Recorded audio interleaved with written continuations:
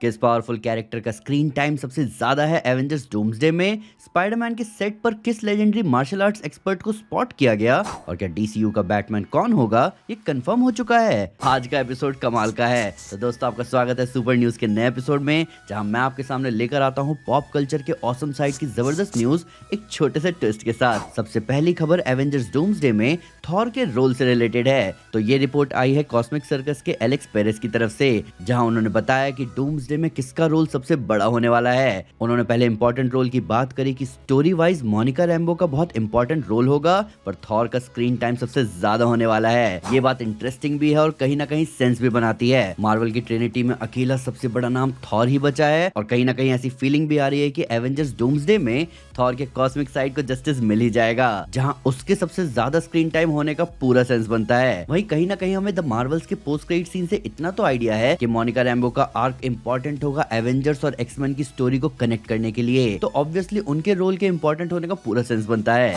इस अपडेट के साथ scooper My Time to Shine ने रिपोर्ट भी दी है कि क्रिस हेम्सवर्थ ने डूम्सडे की शूटिंग भी खत्म कर ली। तो एवेंजर्स डूम्सडे की शूटिंग रैप अप की लिस्ट में अब क्रिस हेम्सवर्थ का नाम भी जुड़ चुका है। और अगर थॉर के कैरेक्टर का स्क्रीन टाइम सबसे ज्यादा होगा इस मूवी में और थॉर को प्ले करने वाले क्रिस हेम्सवर्थ की शूटिंग खत्म हो गई है, तो कहीं ना कहीं ये कहना गलत नहीं होगा कि शायद एवेंजर्स डूम्सडे की शूटिंग भी अपने आखिरी पड़ाव पर होगी, जहां कुछ और बड़े नाम भी सामने आना शुरू हो गए हैं। अभी बैटमैन वाली अपडेट के बाद हम इसी बारे में बात करेंगे। अब इस हफ्ते की अगली बड़ी खबर आई है स्पाइडरमैन ब्रांड न्यू डे से, जहां जैकी चैन को ब्रांड न्यू डे के सेट पर देखकर सब हैरान हो गए, यहां तक कि मूवी के डायरेक्टर डस्टिन डैनियल क्रेटन भी। तो हुआ कुछ यूं कि ब्रांड न्यू डे के एक्शन सीक्वेंस की शूटिंग के लिए जिस टीम को बुलाया गया है वो जैकी चैन की स्टंट टीम है, और जैकी चैन ब्रांड न्यू डे की फाइट सीक्वेंस के एक्शन डायरेक्टर है, और इसी वजह से वो ब्रांड न्यू डे के सेट पर आए थे ये इंश्योर करने की सारा काम सही से चल रहा हो। अब देखो जैकी चैन के दिखने का मतलब है हाई रिस्क मार्शल आर्ट्स का ऑन स्क्रीन दिखना, और अगर जैकी चैन जैसा बड़ा नाम स्पाइडरमैन मूवी के साथ जुड़ रहा है तो आप समझ जाओ कि जैकी चैन की टीम जिस पर्टिकुलर एक्शन सीक्वेंस को हैंडल कर रहे हैं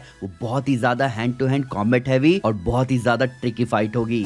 जैकी चैन को हॉलीवुड में लाया ही गया था उनके खतरनाक एक्शन परफॉर्मेंस की वजह से, जिसको हॉलीवुड में आकर जैकी ने डबल डाउन किया है। और अब इस न्यूज के साथ हम स्पाइडरमैन फैंस की एक्साइटमेंट ब्रांड न्यू डे के लिए और ज्यादा बढ़ गई है। Plus martial arts heavy scene होने का मतलब कहीं ना कहीं सिल्वर समुराई और पनिशर का हैंड के साथ इन्वॉल्व होने वाली बात कंफर्म हो रही है, पर अभी कुछ नहीं कह सकते। अब अगली बड़ी खबर जो है वो डीसीयू के बैटमैन की कास्टिंग से रिलेटेड है। जी हाँ, आपने सही सुना, डीसीयू का बैटमैन। और सारे के सारे फैंस की स्पेकुलेशन पॉइंट कर रही है 1923 शो में दिख चुके एक्टर ब्रैंडन स्केलनर के डीसीयू के बैटमैन होने की। अब ऐसा क्यों है आओ वो बताता हूँ, क्योंकि लोगों ने एक नहीं दो नहीं बल्कि 6 सॉलिड रीजन दे दिए हैं। अब इस बात में कितनी सच्चाई है ये तो आने वाले टाइम में ही पता चलेगा, पर इसके लिए 6 बहुत सॉलिड रीजन सामने आए हैं। पहला रीजन तो अभी हाल ही में पीसमेकर के आफ्टर शो पॉडकास्ट में जेम्स गन ने ही दिया, जब उन्होंने कहा कि वो अभी 1923 देख रहे हैं और उन्हें ब्रैंडन का काम बहुत ही ज्यादा पसंद आ रहा है। तो यहाँ से तो साफ है कि जेम्स गन बहुत ही लंबे टाइम से ब्रैंडन को नोटिस कर रहे हैं। दूसरा रीजन है ब्रैंडन की एज। जिस एज कैटेगरी का एक्टर जेम्स गन को चाहिए डीसीयू के बैटमैन के लिए वो एकदम परफेक्टली कोइंसाइड कर रहा है। ब्रैंडन अभी 35 इयर्स के हैं और जेम्स गन डीसीयू के लिए सुपरमैन से 2-3 साल बड़ा बैटमैन ढूंढ रहे हैं, जहाँ ब्रैंडन सुपरमैन का रोल प्ले करने वाले डेविड कॉलिंसवर्थ से 3 साल बड़े हैं। तीसरा रीजन जो सबसे सॉलिड रीजन है, तो 25 जुलाई को ही ब्रैंडन के ट्रेनर ने इंस्टाग्राम पर एक पोस्ट शेयर किया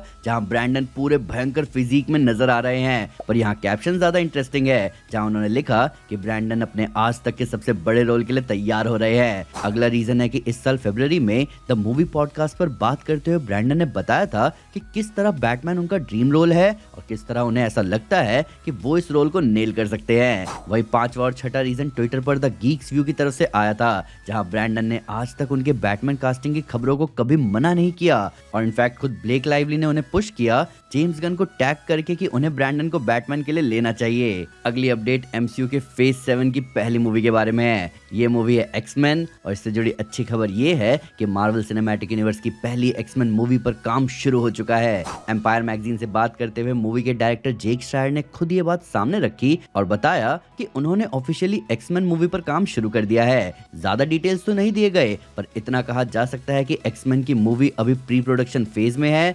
जेक ने इस आर्टिकल में बहुत अच्छे से पॉइंट आउट किया कि कैसे थंडरबोल्ट्स पर काम करके उन्हें समझ आ गया कि एक्शन और इमोशनल सीन्स का प्रोपोर्शन उन्हें मूवी में कैसे बैलेंस करना है। खासकर शूटिंग की बात करें तो जहां एक्शन सीन प्रोडक्शन का ज्यादा समय लेते हैं जितना उन्होंने सोचा था उससे ज्यादा। पर देखो, इस हफ्ते जेक श्रायर की थंडरबोल्ट्स भी डिज्नी प्लस पर आ गई है, जिसे रिवॉच करके मुझे इतना तो समझ में आ गया कि जेक श्रायर एक ग्रुप ऑफ मिसफिट्स को बहुत आराम से हैंडल कर सकते हैं। पर उनका एक्शन के बारे में बात करना जरूरी था, क्योंकि थंडरबोल्ट्स को देखकर हम फैंस एक ही चीज मिस कर रहे थे, और वो है एक्शन। तो अगर जेक अभी से एक्समैन के लिए इस बात पर ध्यान दे रहे हैं तो ये हम फैंस के लिए अच्छी खबर है। अब अगली खबर थोड़ी इंसेन है। तो इनसाइडर डैनियल रिकमैन की तरफ से रिपोर्ट आई है कि लोकी का रोल प्ले करने वाले एक्टर टॉम हिडलस्टन ने अभी एक सीन शूट किया है कैप्टन अमेरिका का रोल प्ले करने वाले क्रिस एवांस और एजेंट कार्टर का रोल प्ले करने वाली हेली एटवेल के साथ, उनके एवेंजर्स एंड गेम के अंत में दिखने वाले घर में। अब ये रिपोर्ट बहुत वाइल्ड है, क्योंकि अभी तक टॉम हिडलस्टन के किसी भी शूट की कोई ऑफिशियल अपडेट नहीं आई थी, और इनफैक्ट क्रिस और हेली डूम्सडे में होने वाले हैं या नहीं, इस पे भी कोई ऑफिशियल अपडेट नहीं है। पर पिछले कुछ हफ्तों से हम यहाँ बात कर ही रहे थे कि मार्वल वालों ने स्टीव और पगी के घर जैसा दिखने वाला सेट बनाया है, और अब इस हफ्ते इस खबर का आना कि लोकी स्टीव और पेगी से मिलने उनके घर जाएगा, ये सिर्फ कोइंसिडेंस तो नहीं हो सकता। तो ये न्यूज एक्चुअली में बहुत जबरदस्त है, क्योंकि यहाँ से हमें पता चल रहा है कि डूम्सडे में स्टेक्स इतने ज्यादा हाई है कि मल्टीवर्स का कस्टोडियन खुद आया है चीजों को हैंडल करने। पर जिस चीज का मुझे डर है वो ये है कि कहीं ये पोस्ट क्रेडिट सीन ना शूट हो रहा हो, क्योंकि फिर इस जबरदस्त मीटअप के लिए और भी लंबा वेट करना पड़ेगा। अब जल्दी जल्दी फ्लैश की स्पीड में आपको कुछ न्यूज देता हूँ। तो इनसाइडर एलेक्स पेरेस से जब सीक्रेट इन्वेजन के बारे में पूछा गया तो उन्होंने कहा कि उनके पास ऐसे रिपोर्ट्स हैं कि सीक्रेट इन्वेजन की स्टोरी को फेज 7 में वापस रिज्यूम किया जाएगा, जहां फिर से एमसीयू में स्कल्स को दिखाने की बात चल रही है। फैंटास्टिक फोर फर्स्ट स्टेप्स के 4K ब्लू-रे रिलीज की डेट लीक हो गई, जहां लीक इंडिकेट कर रहा है कि ऑडियंस इसे खरीद सकते हैं 28 अक्टूबर से। वहीं अगली अपडेट डेयरडेविल की सीजन 3 और 4 से जुड़ी हुई है, और खबर यह है कि डेयरडेविल की सीजन 3 और सीजन 4 आएंगे कि नहीं ये डिपेंड करता है डेयरडेविल बॉर्न अगेन की सीजन 2 के परफॉर्मेंस पर। इसके लिए कहा जा रहा है कि अगले साल सीजन 2 स्प्रिंग में आ सकता है, और अगर वो अच्छा चला तो उसी दौरान सीजन 3 की भी शूटिंग शुरू हो सकती है। डीसी के क्ले फेस के सेट फोटो सामने आना शुरू हो चुके हैं, जहां हमें गौतम पुलिस की कार्स और कुछ और कार्स कैरी करते हुए ट्रक्स दिख रहे हैं यूके में। इस डीसी बॉडी हॉरर के लिए हम फैंस बहुत एक्साइटेड हैं। टॉम रिस हैरिस इस रोल को प्ले कर रहे हैं। द लाइफ ऑफ चक के डायरेक्टर माइक फ्लैनेगन ने यहाँ स्क्रीन प्ले लिखा है। स्पीक नो इविल के डायरेक्टर जेम्स वॉटकिंस मूवी को डायरेक्ट कर रहे हैं। अगली अपडेट है एवेंजर्स डूम्सडे में डॉक्टर स्ट्रेंज के दिखने को लेकर, और इस मामले में डॉक्टर स्ट्रेंज का रोल प्ले करने वाले एक्टर बेनेडिक्ट कम्बरबैच ने मामला फिर से फंसा दिया है। तो एंटरटेनमेंट टुनाइट से बात करते हुए बेनेडिक्ट से जब ये सवाल किया गया तो उन्होंने बातें घुमा दी और कहा कि क्या पता, आई वंडर और शायद ऐसी बातें कर डाली। तो डॉक्टर स्ट्रेंज हमें डूम्सडे में दिखेंगे या नहीं ये अभी भी कंफर्म नहीं है दोस्तों। वहीं अगली अपडेट है insider My Time to Shine की तरफ से, जहां बस ये क्विक रूमर अपडेट दिया गया है कि डूम्सडे में वांडा वापस आने वाली है। अब इस रूमर से जुड़ी कोई डिटेल सामने नहीं आई है, बस इतना कहा गया है कि वांडा इज बैक, और कहीं ना कहीं फैंस इस बात से एक्साइटेड हैं, क्योंकि वांडा मैक्सिमॉफ का रोल प्ले करने वाली एक्ट्रेस एलिजाबेथ ओल्सन का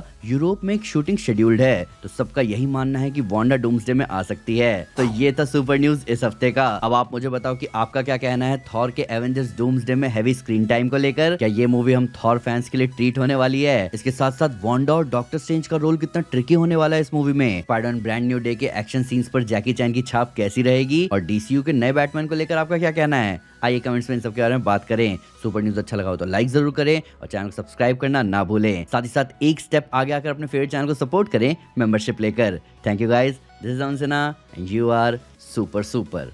पीस।